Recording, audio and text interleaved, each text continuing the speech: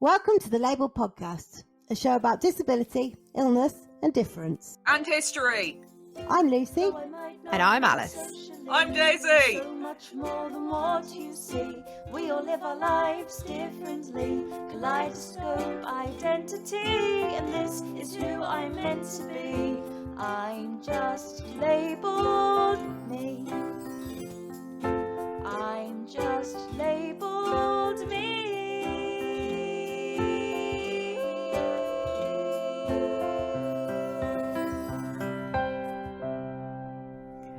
In this episode, along with Lucy crying and Alice swearing, there's going to be a number of historical terms for disability that are now considered extremely offensive.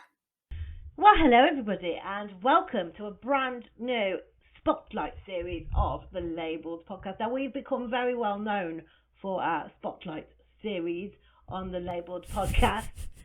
Very well known amongst our 17 listeners. Our small community. If you rephrase it as small community, it sounds more impressive. Our dedicated listenership. Yes, exactly. I am Lucy, and I'm here with my good friend Alice.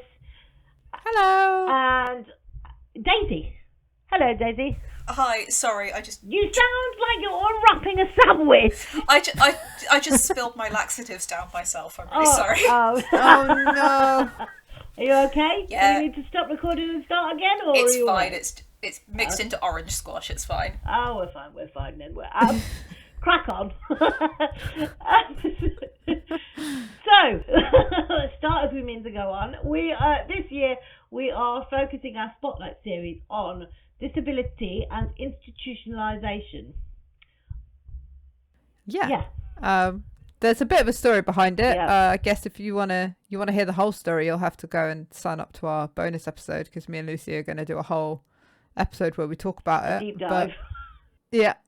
But in short, I guess we decided that institutions are a big part of a lot of the lives of disabled people, and that there's a lot of shit talk around them, kind of historically and contemporarily, and like, of course, they're certainly far from perfect, but we wanted to just sort of explore that space a little bit and talk to some different people, because there's no avoiding them when you're disabled, I think, and that's why we wanted to give it a bit of a more of an even spread. Yeah.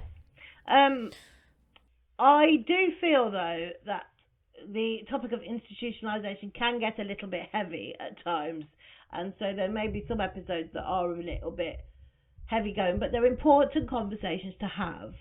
So as ever, we've brought Daisy in to help with a little bit of the light relief. We're going to start with the light relief and then work our way through, aren't we? So I think we can say that I was going to say, yeah. in terms of history lessons, the content's not always easy, but the delivery is always quite amusing. Yeah, we make you laugh by going, why am I laughing at this? It's quite depressing. Yes. So Daisy's joined us to kick our Spotlight series off. Daisy, over to you. Yeah, sure. Okay. Fanfare and everything. Since you asked so nicely, go on then. Well, while I'm here. Yeah. So yeah, like you said, the history of these things is sad and depressing. So I very much tried to have a kind of vague, upbeat notion, so it won't be kind of like a start from the beginning, end at the end, like history of the whole thing. Aside from anything else, that would be impossible to do within the space of time that we have to record and the space of time that I have in my life to research things before I come here. So yeah, just a little bit more general on the early bits of the history, and also because like so many of when you're researching the history of institutionalization, they talk about like the end of like asylums and institutions and things like that, and like you said, that still sort of exists. Really, it doesn't feel quite right to talk about like the end of these things. No. I think just like renamed it as well. Like they've just gone so Yeah. it doesn't sound as Yeah, there's definitely like an end of a particular type of care, but Yes. it seems weird to be going, and that's when it all finished. When you kind of and everything's better Yeah, now, yeah. and it's like you just sort of look to the left I think if- slightly and see like a whole load of other institutions that just have a different name. Yeah. Oh, I mean, like, full on, I wouldn't have a job if there was not still, like, concerns about how institutions deliver care to people. So, you know, it's what's paying my mortgage. Yeah. So I think, like, it's, you can add, like you say, you know, saying institutions are over now, like, it's just, but again, like, they're also, just because they're not what they used to be, I think there's also this elements of what they used to be, but then work's been done to make them less restrictive and more empowering, and all of those things. Like the history lessons, though, it's like everything, isn't it? It's of its time, I guess. Like, you know, things move on, and whilst institutions are still needed, the way that is delivered is obviously slightly modernised and a little bit kinder, you know, you'd hope. So yeah, I think this will be interesting. So I guess the question kind of, what do we have before? Like, before we started putting people in, like, Buildings. big institutions, what did we have? Arguably, the earliest sort of institutions, as you would call them, were things like leper colonies and almshouses, kind of, you know, places where people were living separately from everyone else. It was kind of in the middle medieval era. The kind of historic England calls it the asylum age, which I quite like. That sort of started in like the 19th century, so that's, you know, 1800s. Before that, people were just, you know, cared for at home by their family and friends, you know, and it was just kind of expected that was what would happen. Yeah. But when they started, well, when asylums started being a thing, by the way, in a lot of these cases, I refer to things as asylums because that's what they were called in the records. That's why I use that term if it suddenly comes up. Yeah, so it was said when they started, you know, I guess, being built and created in this country, that they were better and safer environments for people, because they would be, you know, cared for and, you know, taught by people who understood how to do those things a bit better than, you know, say people's families who were just kind of muddling along doing the best they could. The idea was that it was a safer environment where, you know, they would actually be able to be taught things, because they wouldn't be, you know, often taught ordinarily and wouldn't necessarily go to school. I mean, I guess, you know, if you're like a parent with a, you know, child with like a complex or like multifaceted like needs and disabilities, that like the idea of then trying to educate, like, you probably don't have much of an education to pass on, you know, alongside all of your care and responsibilities. I can sort of see the rationale, I guess. It does feel a little bit like, well, these, you know, the families of these people can't possibly know what they're doing, so we're going to take them away. Yeah. It's at this point it was all, you know, incredibly voluntary. You know, at the start there were only 9 institutions in like the entire, you know, UK. Well, yeah, England probably. And it wasn't until kind of 1808 Parliament authorised funds so that different counties could build asylums for, specifically, as they called it, pauper lunatics. Oh, pauper lunatics. Yeah, so this is specifically the working class people, not rich people. Rich people have the money to, you know, stay at home. This is specifically for poor people who couldn't live at home and Afford, were, yeah. you know, essentially costing their families a lot of money. Right. Okay. And from that initial allowing of public funds for building these things, 20 Yeah. new ones popped up. Okay. Okay. And then from 1845, they had the County Asylums Act, which made it compulsory for each county to build these asylums. Okay. So the earlier version of the Act in 1808 had merely encouraged them to do it. And then by 1845, they went, okay, not enough of you are doing it now. Actually do this, please. If this wasn't a nice request, could you just get on with it, please? And they set up a lunacy commission to monitor them. Okay. The language is just Yeah. it's just great, It isn't makes- it? And we're it, just all like, having an excellent time. It makes me prickle, honestly, when I hear it. It's like, ooh, but you know, it's of its time. I Yeah, maybe we should put a much bigger content warning than normal. Yes. Because there's a lot of this, and also most of these establishments wouldn't necessarily differentiate between people with mental illness, people with learning disabilities, and people with like communication impairments Yeah, related would to all a be- physical That was disability. going to be my next question. So- yeah. It would all be Yeah. everybody in one thing. Yeah, and that's Yeah. not even including the people who aren't disabled in any way whatsoever. They're just behaving in a way that No. society doesn't like. Yeah. Congratulations, 1845. I'm going to give you a badge for just being the best at what you're doing. Yeah. So by the end of sort of the 18th, so by 1900, there were more than Yeah. 100,000 people in asylums. Well done, everybody. Great work. It's almost, you can almost imagine it though, can't you? Like somebody going, oh yeah, they're a bit peculiar. They don't act like Mrs. Jones down the road who's perfectly prim and proper.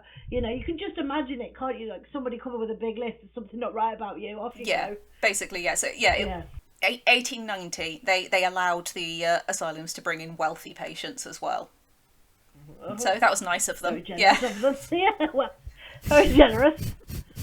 What happened to the wealthy people that when they weren't allowed in the asylums? Were they just allowed to go like They I guess mad in they the were. attic or something? Yeah, I was going to say it was the Bertha. What's her name from Jane Eyre, isn't it? yeah. She just hide her in the attic. It's too shameful. Don't talk about it. presumably if you had enough money and could, afford to hire someone to help look after them, Hide them then away. that would, prevent it affecting your family finances too much. Why would you send them to a government commissioned prison when you can offer them their very own at home? Kind of, yeah. It doesn't get much better from here. Because, Starts bad, gets worse. it'll cheer up in a minute. Okay.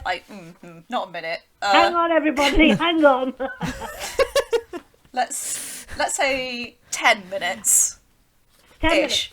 If you're having a rough day, skip ahead approximately 20 minutes because I feel like Daisy is underestimating how That bad is it's going to highly get. likely. I'm very immune to a lot of this stuff now, and I kind of forget how it is for people who don't read this stuff all the time. So start of the 20th century we're at, so kind of, early 1900s. So this is when they really kicked up the campaign for legislation to deal with the problem of the feeble-minded. Oh, well done. Yeah. If anybody wants to play offensive I word was going bingo, to say exactly the same I thing. think someone's just Ding, called ding, out. ding. Ding, ding, ding. Oh no, you're really not going to like the next bullet point. Oh, sorry, everybody. So this is still the same bullet point. So I'll give you a big warning, when the bad bit's coming up. But so for many people who were fans of eugenics, they had labelled the feeble-minded, in big inverted commas, as the cause of a lot of society's problems. And it was seen as different to other categorizations of like various mental illness and learning disabilities. And they were seen as the most serious threat to society. This isn't the bad Oh bit. my god. This is quite bad. So it was argued that they were more of a threat because you couldn't tell. Because they looked like ordinary people, unlike idiots and imbeciles. A bit like hiding in plain sight, almost, Sort of, kind yeah. thing. That's us, those sneaky disabled Yeah. Oh, going around pretending we're fine. you gotta watch him. Yeah, so yeah. It was 1913 they did the Mental Deficiency Act, which is when they defined the 4 grades of mental deficiency. Hold on, Yeah, everybody, hold on. Here's the big warning. Warning, warning, warning. So, you had idiots, imbeciles, feeble-minded Yeah. persons, and the moral defectives. The moral defectives. And are we going, is this ascending or descending order? It is descending, I believe. I did a on my history Instagram that I haven't updated in God knows how long because I've been busy and ill. I did a whole thing that was like explaining the terms, so Yeah, we can I link to remember. that somewhere because Oh yeah, I'll find it. past Don't me worry, I'll remembers find it. better than present me. I've just got visions of Bradley Walsh's new game show, Idiot or Feeble-Minded. Like, in which order do you want to put these people? Like, just unbelievable. Yeah, so the moral defectives were kind of seen as, well, now we would see it as very different from, you know, the other categories which you would probably, you know, consider a severe, moderate or mild learning disability. Yeah. So, yeah, moral defectives are more kind of, they called it, from an early age displayed some permanent mental defect coupled with strong, vicious or criminal propensities on which punishment had little or no effect. Right. So probably people who haven't been able to access education, who are living in poverty, who are, you know, using crime to have Make ends meet. sustain some kind of lifestyle. Yeah. Of any, So you would get a lot of you know, sex workers or prostitutes that would be, you know, shoved into that category. There are some sources say that it was much more common for women to be within this category than men, but others say that there actually wasn't that much of a difference. It's probably just that you know, more women would have been admitted for things like prostitution and sex work, and more men would have been, you know, done for things like petty crimes and theft and things like that. I mean, how many history lessons have we covered where you've told us, Daisy, that the woman had been told, "Oh, you're not disabled, you're just like hysterical," or something like that? It's that similar sort of thing, isn't it? Like, oh, they're just, you know, what was it, morally defective. Yeah. morally defective. But I mean, a woman, you know, this is a time where you're talking about where a woman would probably be considered morally defective if she refused to have sex, you know, with her husband, Yes, or exactly. you know, refused to let him beat the shit out of her. Yeah. So it is certainly a social construction. Yes, of course it is. Yeah. The campaigns by the National Association for the Care of the Feeble-Minded and the Eugenics Education Society were thankfully unsuccessful in, well, they were successful in getting a royal commission to, you know, determine that maybe there should be some legislation.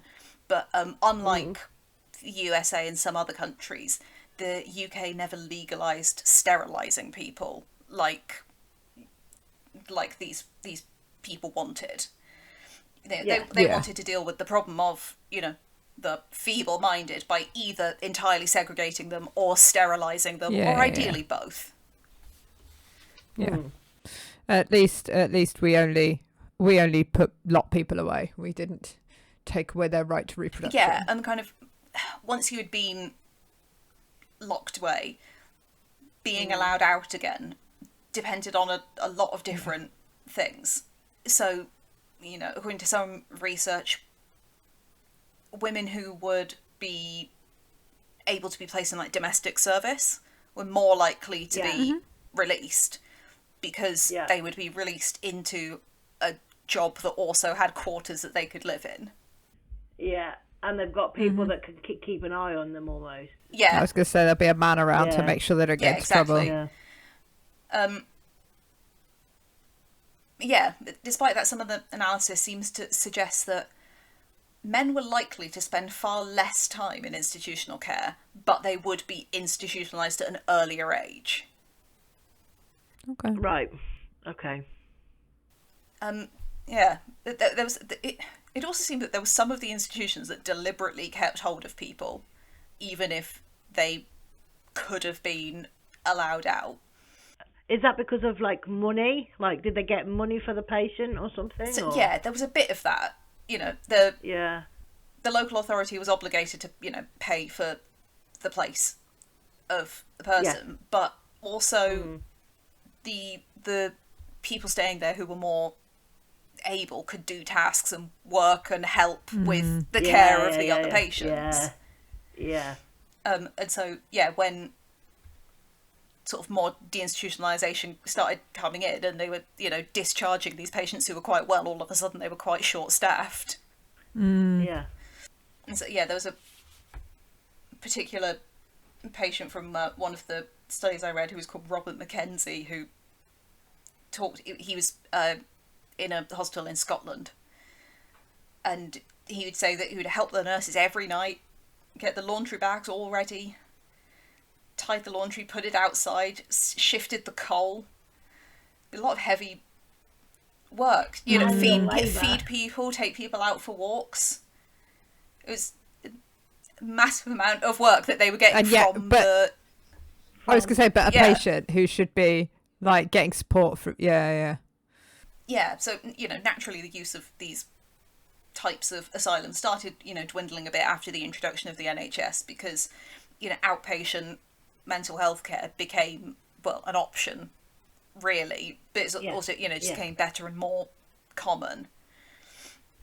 There's a really interesting paper I read, which we should be able to link to in the show notes, I assume, which is called The Demise of the Asylum, which was written by a woman called Barbara Taylor, who was admitted to one of these institutions in the, I think she said it was about 5 years before it eventually fully shut down. So it's still, like, comparatively recent. The reason I'm not quoting any of it here is because it's, you know, not a lot of her general experience. It's more kind of, you know, about the whole thing. And as I said, I'm not really talking about the stopping of institutionalization, because it hasn't really.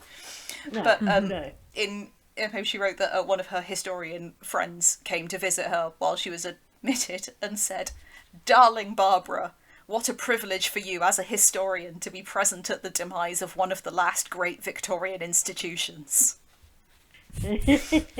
Apparently she found that quite annoying. Yes. I can imagine. Yeah. I would also probably be quite annoyed. It's a bit like going up to like a great general or something in the middle of a battlefield and going, "Oh, you must feel really excited about being here at, you know, Waterloo, where there are thousands of people dying around you. Come on, make it. What an experience!" You're nearly there. Yeah, I mean, she did accept his point, though. Yeah. She's like, "God damn it." It's one of those things that I imagine in hindsight you're like, it feels quite special that I was, or sort of impactful that I was there. But I suspect in the moment you're like, is this the most helpful thing you could be doing? Thank you for pointing that out. Yeah. I mean, yeah, thank you for coming to visit me. Lots of people bring flowers.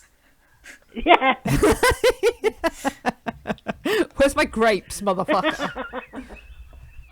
To be fair, she didn't write it down. He might have brought grapes or flowers as well. He could have, yeah, he could have done. And then just like swift kick that in before he left. So yeah, there aren't a lot of records from the perspective of people who were in the asylums and institutions, back in this sort of time. That does surprise me. Understandable reason, but there are some. There are a few around. So, in Bedfordshire, so from 1943, someone wrote to the clerk of the Mental Deficiency Committee to basically ask to be let out. So wrote a letter saying, "Dear Madame or Sir, I wonder if you would in any way do me a great favour. All I want to ask you is, could you by any means help me to get discharged from the care and control? As this is my 21 years I've done under your care and control." The repeated use of control as well. Yeah, he's that's rough. He's at the limit there, aren't they, really? Yeah, so yeah, they're 36 years old at this point. They've been there 21 years and they're 36? My God! 15? Yeah. That's just as somebody who is looking 36 in the rearview mirror, so your fucking best years. Yeah, so there's right at the end of the letter, she writes, "I must thank you for putting me under your care and control in the first place. I don't know where I would have been, but now I am able to look after myself." See, did they let them out? Yes. They did? Yes, yeah, they released after a positive report from the hospital of good moral character and a favourable reference from her mother and sister who were living locally. Right, okay. I think it is worth saying, like, the job I've got at the moment, I do speak to people who have been, like, sectioned under the Mental Health Act. Yes. And numerous people that I have spoken to, I know people who have volunteered to be inpatients on mental health wards because they know it helps. Like that bit at the end where she's like, "Thank you for like having like basically taking care for 21 years." There is something to be said for when there are treatment and support available that those things can help. I don't know about what was the phrase? I can now live by myself. Now I'm able to look after myself. Look after myself. Yeah, I'm not sure how I feel about that, but there is definitely a space and an opportunity that I'm sure even then that if the right treatment and support was being able to be provided, but 21 years feels like I know someone who spent 5 months as a voluntary inpatient, and I was like, Jesus Christ, I cannot imagine doing that to myself voluntarily. But for them, they really feel like it was the right choice for them, and they are much more well. Good. And it's so, but 21 years. I mean, this thing with these things, it's hard to tell. There is always, a chance that it was just kind of buttering them up a bit. Thank you so much, kind sir. But thank you very much. You've only got their testimony, haven't you? You've got their viewpoint of it. It's not a full picture. But yeah, I mean, 21 years is an awfully long time, isn't it? Yeah. Really. Yeah, massively long time. There's a project called the Lancashire Learning Disability Institution. So it's a brilliant project and archive which has documented a lot of people with learning disabilities stories of being in some of these institutions and long stay hospitals and things. And it's great. There's so many stories on there of more like self-advocacy. Why am I struggling with that word so much today? I don't know. It's just I think it's fine. Too many consonants. It's a signal for how difficult Lucy and I are going to find it for the next 4 series saying institutionalisation. Honestly, I have a job when I'm typing it out on a spreadsheet. I'm like, is that how you spell it? I don't know. Bodes well. Yeah. So yeah, one of the instances that they have on there is some newspaper clippings, some PDFs explaining. So in September 1981, the mental health charity Mind supported one of the institutions in the area which they cover called Calderstones. Right. So 3 residents went to the local council in a court battle to be allowed to vote. Wow. So, and strangely, they had actually been able to vote before. So they'd voted in the, was it 1979 election where Margaret Thatcher was elected. Mm-hmm. Yeah. So I think it was something like 100 residents from there had been registered to vote for that election.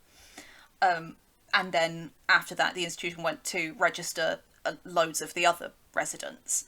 And it was at that point, that the council was just like, hang on a minute, these people don't have the right to vote. What? Was that because they were living in an institution or because of their disability, their mental capacity? So the key legal issue was whether by living in what was termed a mental hospital, an individual was a patient in need of medical treatment for their mental disorder. So if a patient is hospitalised because of their mental disorder or mental illness, then under the law, they're denied the right to vote. So their challenge was that because most of the residents were only living in the institution because there was nowhere else for them to go that was suitable for their needs, that they're not patients that need to be there because they're suffering from a mental disorder. No. They're residents. One of the residents told the council, I have a right to vote. I am just as intelligent as the people outside. The people in Calderstones watch the news and know what is going on in the world. Yeah. And in the end, the council they sort of ruled in their favour, but sort of not. What they ended up ruling was that it was on a case-by-case basis, rather than, no, we shouldn't deny the right to vote to anyone who's living in an institution. It was just, okay, you 3 who brought this case to us, you're allowed to vote. We'll just have to do that individually for every single person who lives there, I guess. That is... It's... Go on, Liz. I mean, I'd never really thought about it before. Like, it sounds silly, but I'd never really thought about people in those sorts of institutions affecting their right to vote. And it's only when you're telling me the story, you go, oh God, I can see why people who are just, like you say, just as intelligent, who believe they are just as intelligent as everybody else and understand the news and what's going on, that you go, oh God, yeah, it kind of brings it home a little bit. I think it's a really interesting issue. There's something that we talk about in the world that I work in where we talk about mental capacity. It'll probably come up in one of the episodes that we're going to do for this series a bit more when we're talking to a legal professional, but it's the idea that if you have a health condition that impacts your cognition, my very serious conversation and my dog is just scratching her arsehole under my desk and it's really noisy. I didn't know whether it was you or Daisy like kicking something. Yeah. Yeah, mental capacity, it's if you've got a health condition that impacts your cognition, your mental capacity is assessed. But the thing that always happens, that I always see in terms of my aspect of work, is people saying this person lacks capacity. But the thing about capacity is it is decision specific. So you cannot blanket this person lacks capacity. And so it would be the same conversation that you would be having for people about their right to vote here is just, do they understand the politics of what's going on, and they can make decisions around what excuse me, who they want to vote for, but they perhaps don't recognize like safety implications for themselves, or they have like processing challenges or whatever. It is so complicated, and it's one of the things that has come out, I suspect, of these kind of these Cases, sorts of legal battles, is where we've now got legislation around these sorts of areas, because you can't just say, well, we'll give you three the right to vote. And I mean, I suppose yes, it is an individual decision, but the individual decision shouldn't be, we have to assess everybody as to whether they have the right to vote or not. What you do is you give everybody the right, but then you assess their understanding and decision making sort of capacity. Yeah. It's worth noting, I just looked it up to be sure, because I didn't want to accidentally give the wrong information, but the common law rule preventing those with mental impairments from voting was abolished by the Electoral Administration Act of 2006. Okay. God, that's recent. That is really recent, and it's recent history. I think it's a massive shock to people, because I have seen because every now and then the conversation comes up about the right to vote for people in prison, and often as part of that conversation, people find out how recent it was that people with mental illness could be prevented from voting. Certainly an eye opener, isn't it?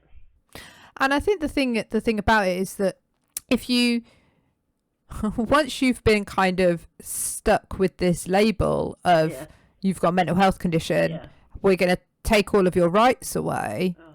That's the, like, if you go into hospital and you're treated and you're discharged, like, at what point do they say, oh, well, you're better now, here are your rights back? Does that happen? Those are formal processes that would have to be followed, and if you're just not worked through that kind of formally, then you just remain out there in the wind. I don't know what I'm it makes you think how many people were kind of disenfranchised from the process and then never regained their rights because it was just something they couldn't face having to deal with. Or maybe we're given their rights back, but then we're so, like you say, disenfranchised that it's just like, I'm not going to bother. I'm not going to bother voting. I'm not going to bother, doing this, that, or the other, because, like, society thinks so little of me. Maybe, I don't know. I mean, I know that I have a visible physical disability, and I hate it when people think that just because I can't walk, it means that my cognitive ability is, or my ability to make up my own mind or do things for myself is affected.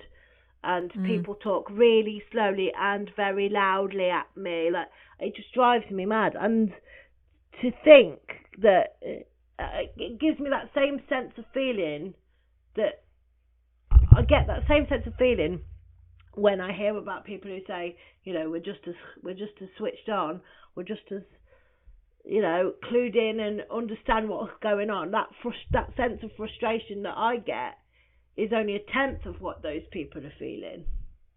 I applied when I was applying for new jobs, before I got this one, I applied for a job in the NHS, and it wanted 5 years of employment history and reasons for any breaks in my employment history from the last 5 years. And at the time, I was only like 14 months back from maternity leave. So I was like, well, technically I was employed, so I could put it down. But if I'd had a career break, that was my immediate thought was, if I had left work to take time out with my child for a couple of years, I'd have to justify that. But what if you've spent 6 months in hospital?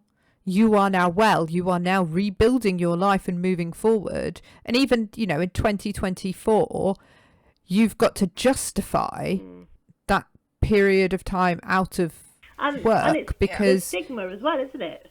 It's just a barrier. It's just people are going to look at that and go, well, You can't this possibly. is one of those examples that a lot of people talking about kind of employment discrimination for disabled people talk about as those kind of smaller things that people wouldn't really think about as being a way of filtering out disabled people. So you get the ones like the forms that ask you how many sick days you've had in the last 12 months, which apparently isn't technically illegal. They are allowed to ask the question, however, they're not allowed to use the information to make any decisions. But like, how can you prove that? That's How do you? Yeah, exactly. Thank you, Susan. I was sick for a week, but yeah, you're not allowed to tell anybody. Yeah. It's ridiculous. So yeah, there's that one, and there's the job descriptions which say that you have to be able to lift heavy things and work at a height. Yeah. It's like, yes. All of I always have to walk through the rafters of this coffee shop, scale the side of the building. The rafters of Costa Coffee. I always really enjoy the job description, the applications that say you must have a driving license to be able to do this job, and then it'll be like, can you drive? And I'm like, so, do you drive and have access to a vehicle? And I'm like, I have access to a vehicle. Because I personally do not drive. However, I have a driver, and they have access to a vehicle. How I sort of make use of that process is none of your fucking business. Anytime they ask, there's like, oh, do you drive? No, and you do not want me to. It's for the best of everybody that I do not do that. I was learning to drive for 6 years before I gave up, and the only reason I gave up was because my sister started learning to drive, and it just suddenly dawned on me like, oh, I'm never going to be able to drive that well. Like, I'm giving up now. Her first lesson, and you were like, she's better than me already. Yeah. I was like, okay, that's me. Put my professional driving license in the bin.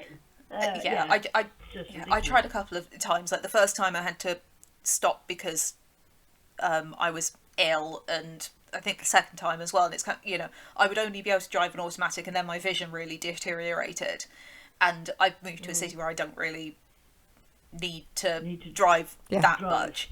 And the is it a couple of years back when I saw my optician for like my regular annual checkup, he said, you don't drive, do you? And I said, no. And he went, good.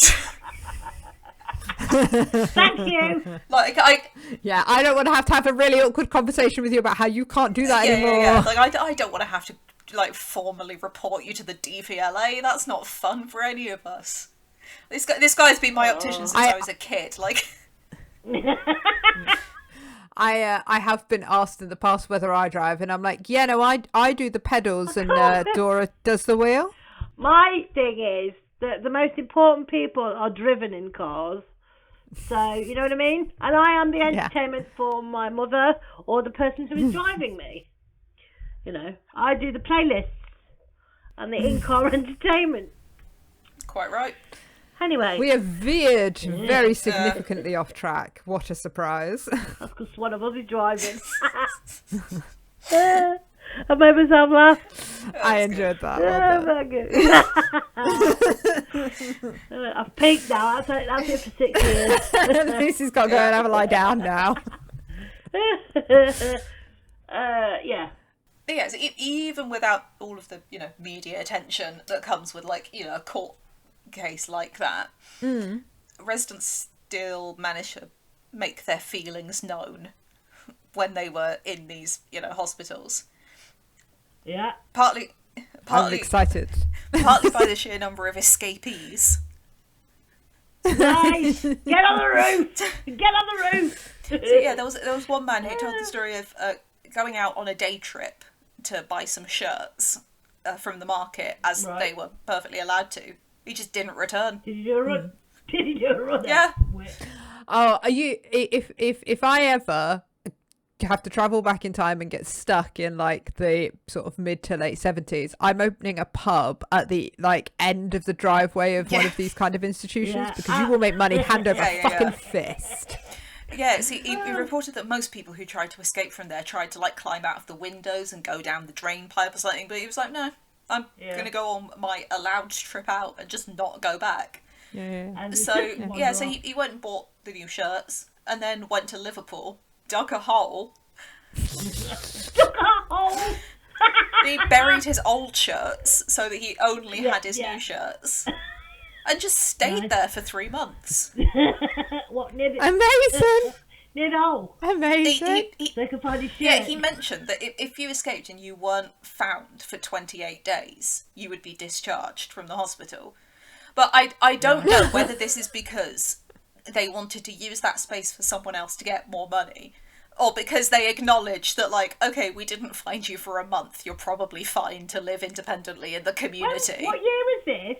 What year was this? What year was this? Oh, I would have to check. Did you tell me what year it was? If you didn't tell me what year... I don't think Daisy said. I didn't say. I would have to... The problem is, some of these... I was thinking, is it like 80s? Or so, like yeah, Victorian the problem time? is this is relying on people's memories, which is often... So it doesn't say exactly. It says this... so late 70s.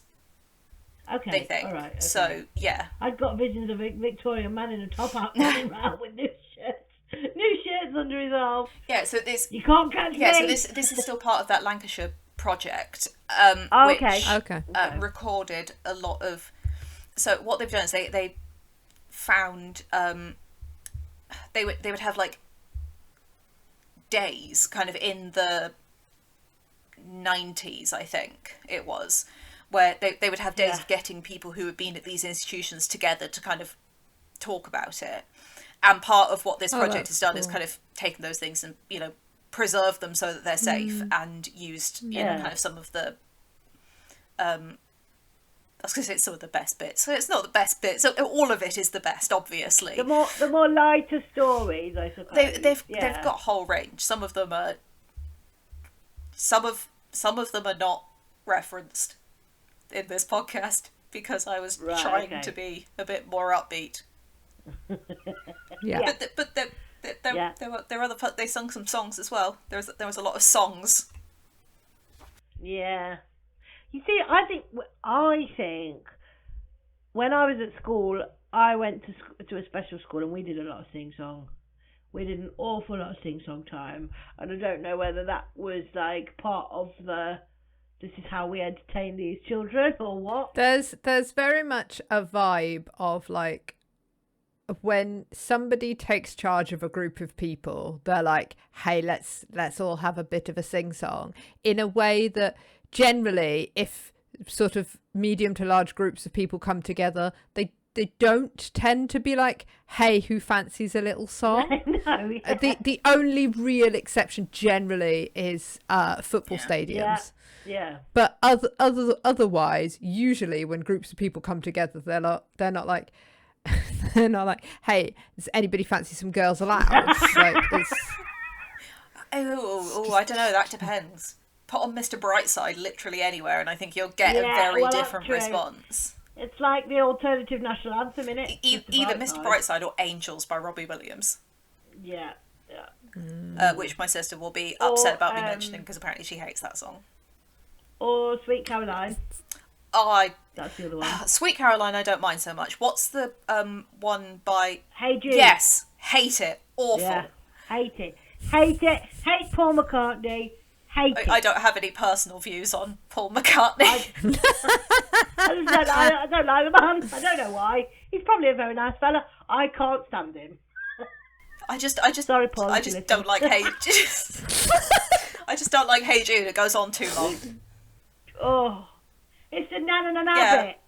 I think it was. Shush now. You do get the impression that they sort of lost interest partway through. It was particularly. Well, at one point he goes, Judy. Like, is his name Jude or Judy? Which one is it? It was partly. Was it the Olympic or the Paralympic closing ceremony? They had him up there singing Hey Jude, and it was about 45 minutes later, and he was still doing it. It's like, shut up, bring the Spice Girls back. Oh, we veered off again. I don't know. We're still on the topic of songs. That's close enough. There we go. Yeah, a lot of these songs were kind of, about the hospital and the staff, and were not necessarily flattering. No, I can imagine. So yeah, like a protest song. kind of, yeah, I won't.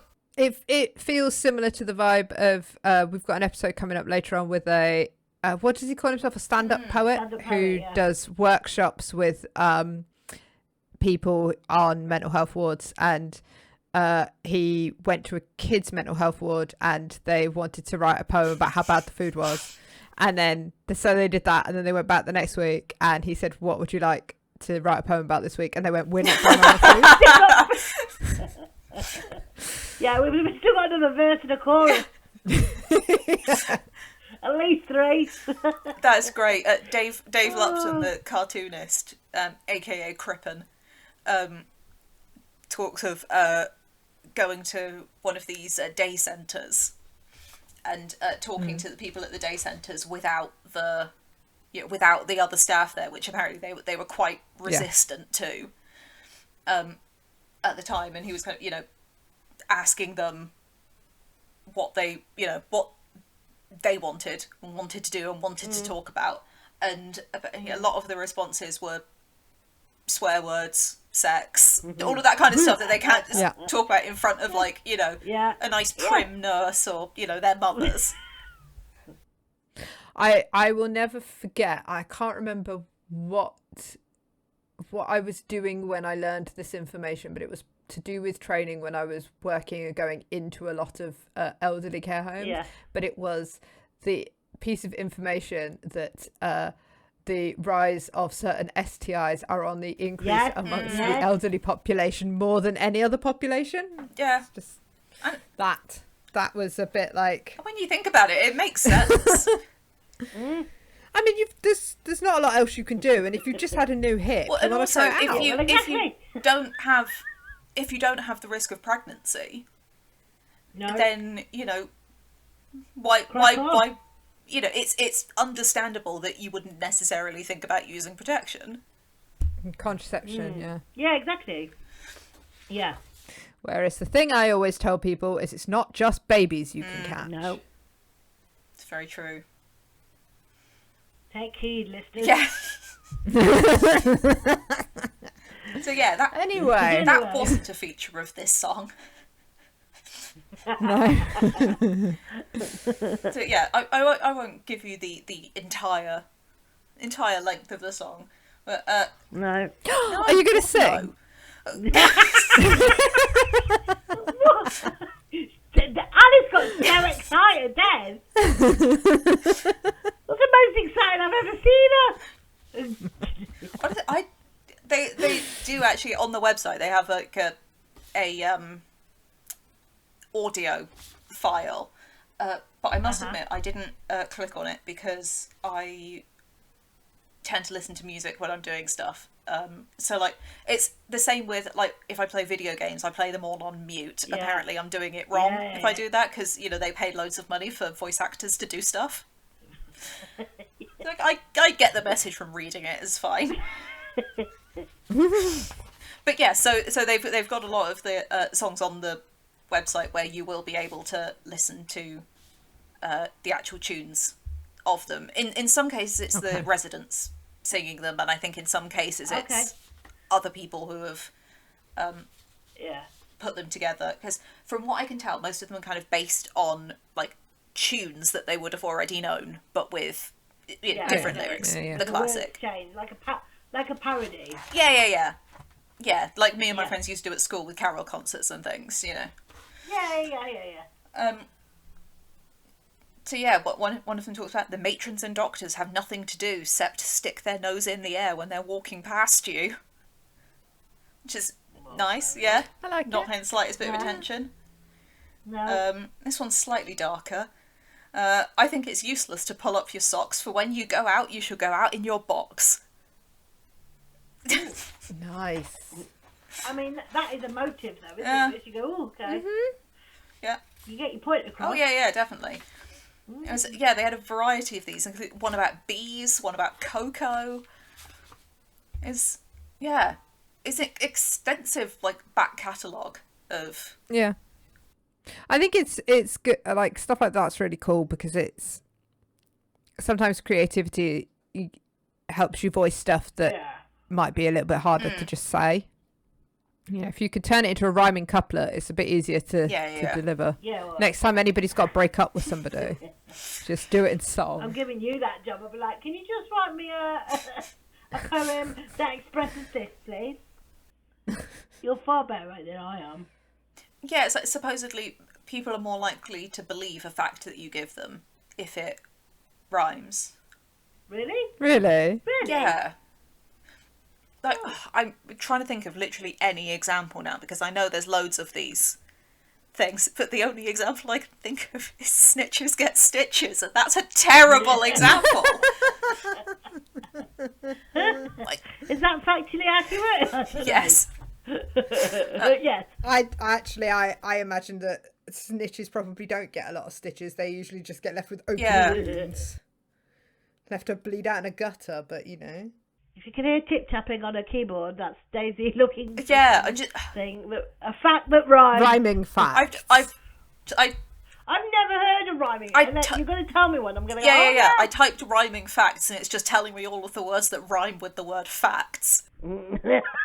Oh, that's Google's letting us down It's a today, stupid obviously. AI.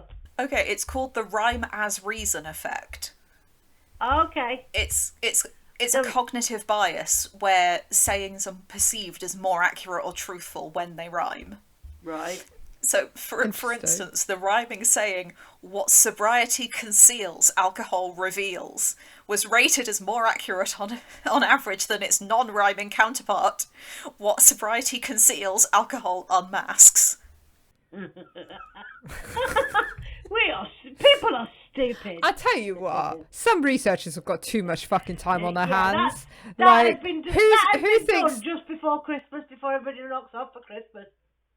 No, you see, I don't believe that. I believe that this is somebody has based 8 years of hard research on this, and they've got a PhD to show for it. And I'm just like cancer. Anyone working on cancer? It was called "A Reason to Rhyme: Phonological and Semantic Influences on Lexical Access."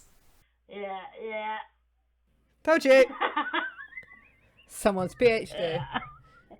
Congratulations. I don't have one, but you know, I also have probably accomplished more with my time.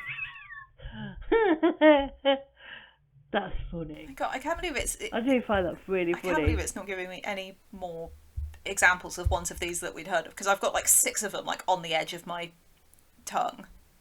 I'd never heard of that though. That it makes it sound more believable. We'll put some. We'll find some and put it out on on our socials as everybody used to say light relief. Everybody used to say, "Oh, Lucy Wood, she's up to no good." That's not correct. But it sounds more correct.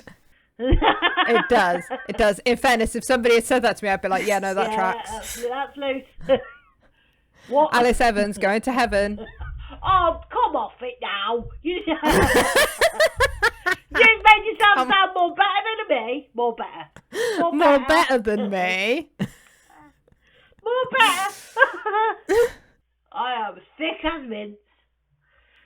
Oh dear. Yeah, but Lucy Wood, she's up to no good. That was always one that somebody, was it my granddad used to say, "Oh, Lucy Wood, she's up to no good." That is a bit of a granddad phrase. Yeah. He didn't know what he was talking about. I was always a very good girl. Thank you very much. Institutionalisation, anyone? Yeah, sorry. Or is this just such a horrendous topic that we're avoiding it at all costs? Sorry, I'm still... Daisy's still looking at rhymes. Sorry, I'm back. We're going to get a message at 11 o'clock tonight with Yeah. Them, I suddenly thought of the one I was thinking of. Like 3 a.m. I'll wake up in the middle of the night. You'd be like, "That was it." Yeah. Yeah.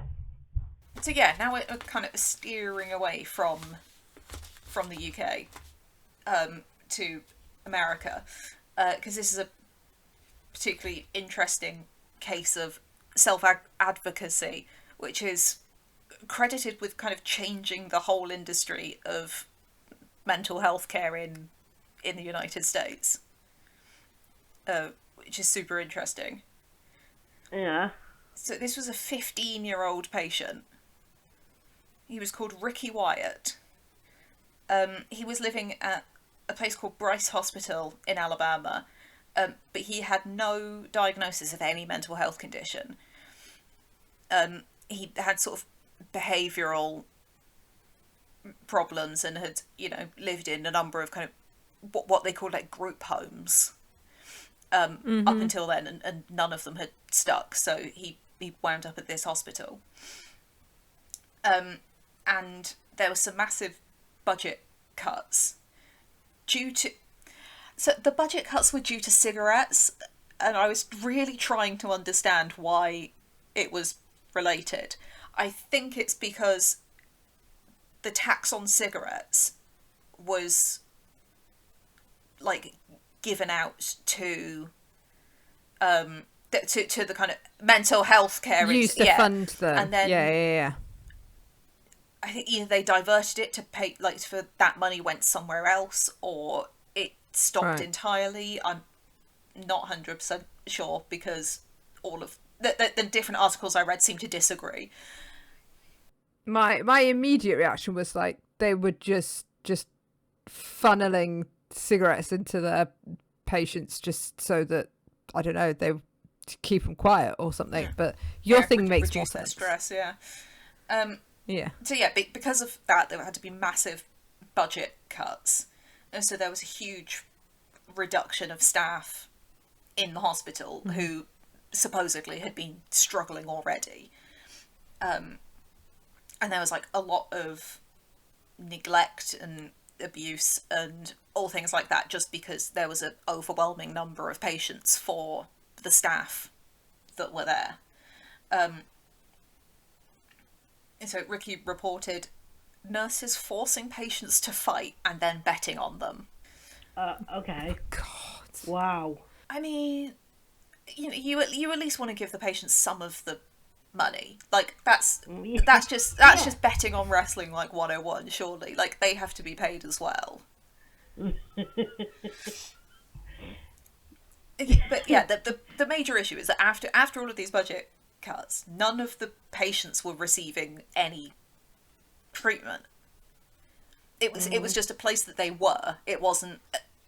They're just locked in the building. It was just a place where they were being kept. So they weren't doing anything with exactly. So there was no treatment. There was no way of anybody being able to get out of the hospital because no opportunity for recovery. Because, obviously they're no better than when they went in, because no one did anything, and now they've just been isolated from everything for a long period of time. Made it worse. Yeah, it's probably made it worse. So even if you were well when you got there, you're not going to be doing great by the time you leave, because you've just been forced to fight other patients and not receive any medication or therapy or anything. So he, with the support of his aunt, who was his guardian at that time, launched a lawsuit against the Alabama Department of Mental Health to this 15-year-old who was part of this massive lawsuit against the entire state, essentially. So because of that, and because of what he was reporting was going on there, the judge ruled, it was about a year later where like the first round of the lawsuit came about. The judge ruled that all patients who were held involuntarily in the state institutions because of mental illness or developmental disabilities had a constitutional right to treatment that would afford them a realistic opportunity to return to society. So that is specifically how it was written. So the right to treatment that would enable them to be able to leave. And that was a constitutional right that they just weren't getting. So that judge, is part of future bits and pieces. This rumbled on for a really, really, really long time. So he created a set of minimum standards, which they called the Wyatt standards, which is nice. Yeah, that's cool. Which included like minimum staffing ratios and treatment protocols that had to be achieved, and just like, you know, the amount of things that they had to do in order to be able to take in patients. To make it a safe and sustainable Yeah, environment. exactly. And this was a massive deal and a massive panic for everybody who was running these places, because that was something that they were not equipped to do, particularly in Alabama. So Alabama it had the lowest funding per patient of all of the US states. Right. Like it was 50th out of 50. And yeah, so in a panic, each state basically had to implement these same standards. Because, you know, while they were only doing this for Alabama, they determined it's a constitutional right. Everyone's going to start suing people in their own individual states. So Yeah. So if you don't start doing it, you're going to have to start spending some money. And so they all had to try and increase their staffing levels. That was the major thing, like being able to pay for enough staff so that they could give people this adequate treatment. And in the end, they wound up reducing the numbers of people who were at these hospitals instead, you know, releasing people, because they couldn't hire the amount of staff they needed to, you know, appropriately treat everybody who was there. So all of a sudden, living in the community didn't sound so bad. Wait, this is gonna cost us money?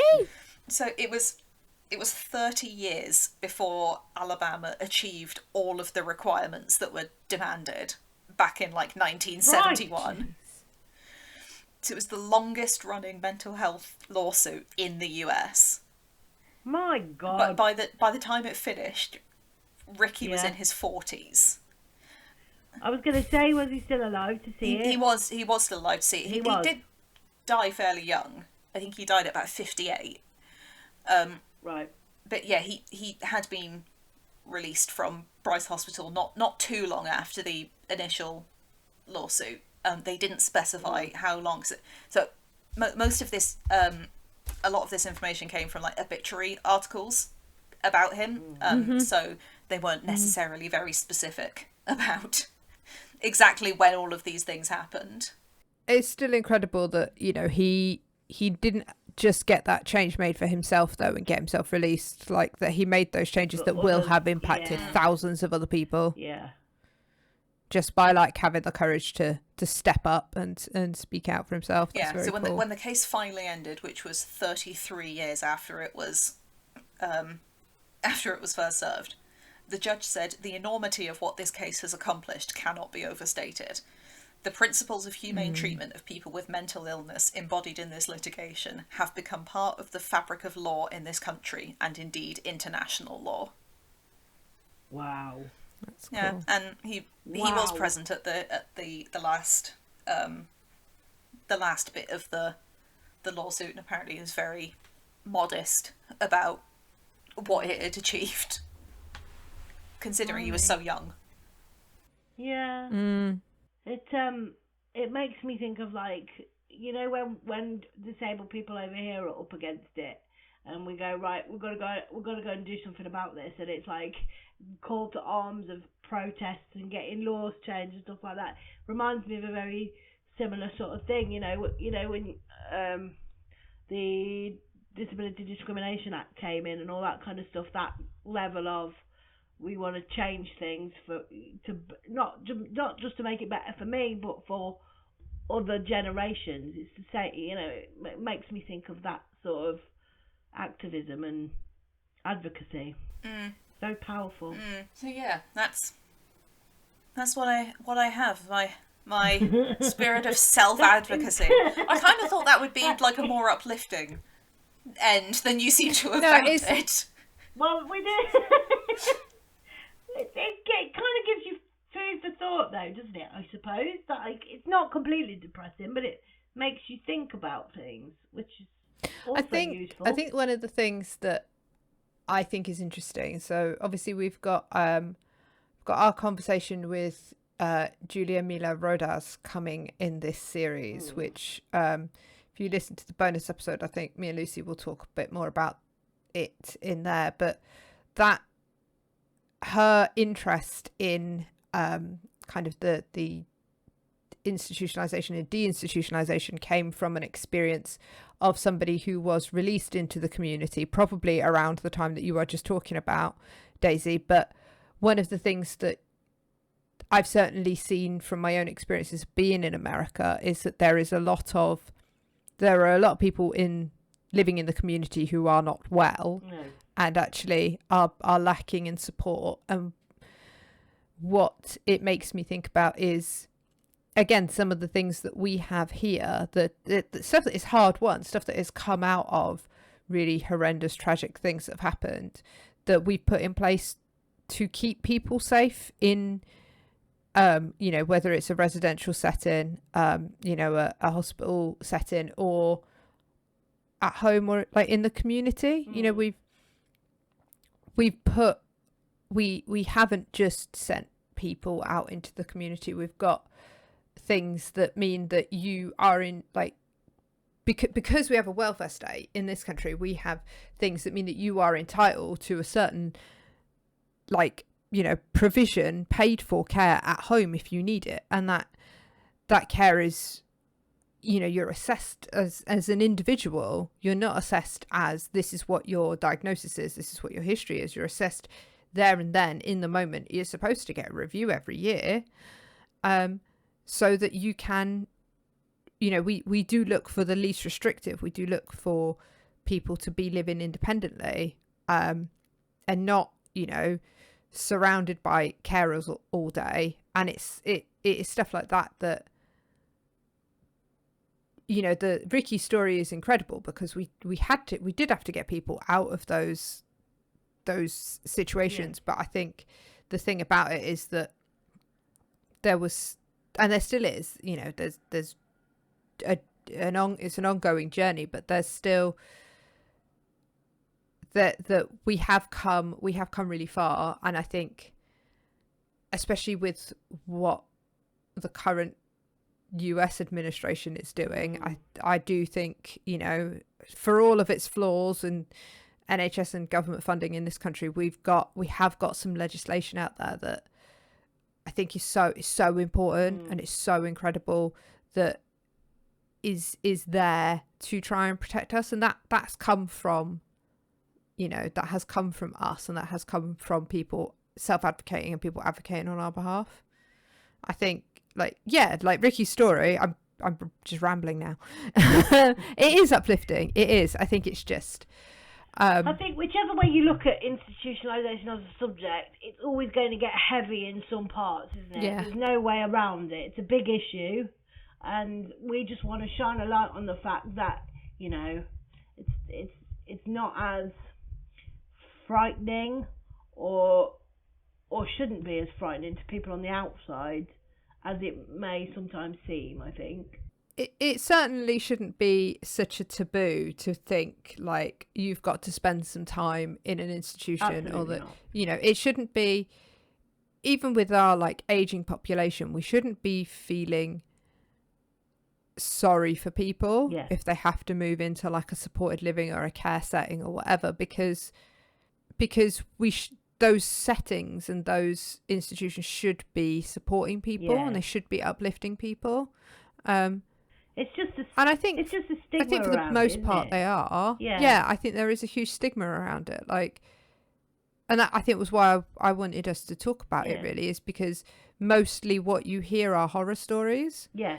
And I guess that's the challenge with talking about it from a historical perspective, is that there probably wasn't a lot of disabled joy going on for people in the 40s or the 1940s or 1840s living in those kind of settings.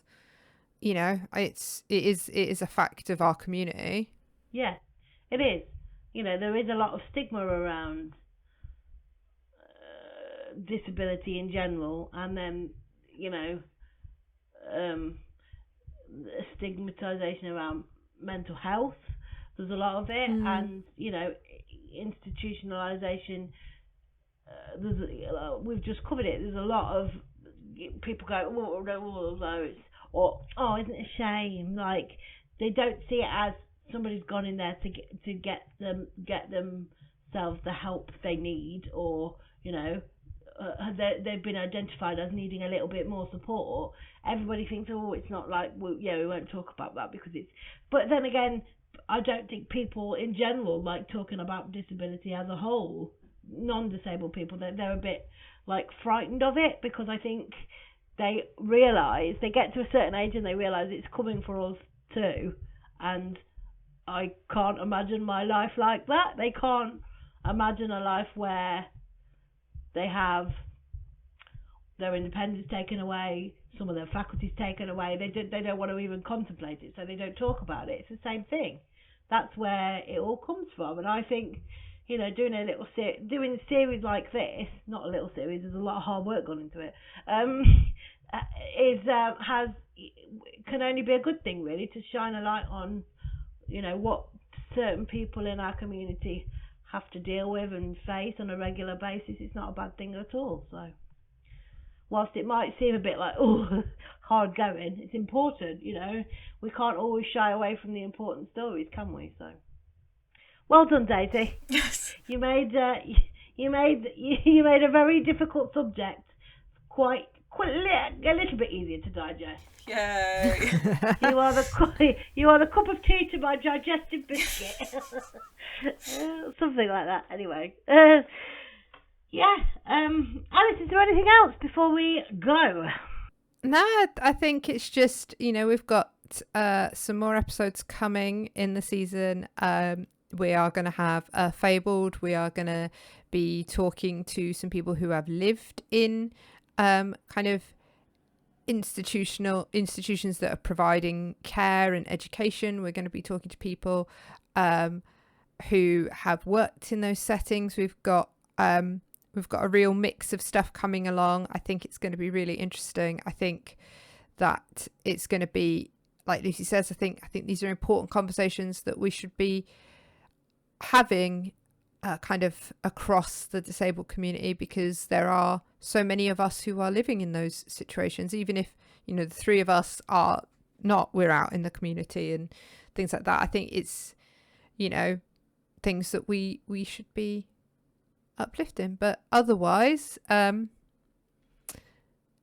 think that's it. I think people probably want to go and have a cold shower and try and rinse some of this out of their brain. But cold shower implies something quite different. Actually, yeah, you're right, David. It's probably just because I'm sitting in a small room on a day when it's 25 degrees and it's just turned into a sweaty fug of dog breath and me. So right. Maybe it's me that needs a cold shower and everybody else can have temperature shower. A normal temperature shower. Yeah. Thank you so much, as ever, Daisy, for your time and your patience with us. It's always fantastic to have you on the show, and I know that our listeners enjoy these episodes as well, so thank you for joining us again. Let's not leave it so long next time. I know I say it every time, but let's not leave it so long next time. We shall see. Do we need to do the end bit? Adam, cut this out. Where we say that we'll see the next time. Do you need to do the social media links, and you can follow us on social media. And that bit. I've got to stop laughing now. You can follow us on social media. Our handle is @lABLEd most places. And if you want to hear the bonus episodes that come out alongside this series, they get delivered straight to your inbox. You can subscribe to our newsletter. You can do that via our website, labelpodcast.co.uk. We shall see you next time.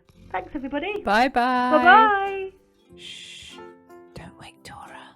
Thanks for listening to the lABLEd podcast. If you like the show, you can rate, review and subscribe, and you can follow us on social media @lABLEdPod. This episode was edited by Adam Hall. Our music was by Maisie Crunden, and we'd like to thank the rest of the team involved.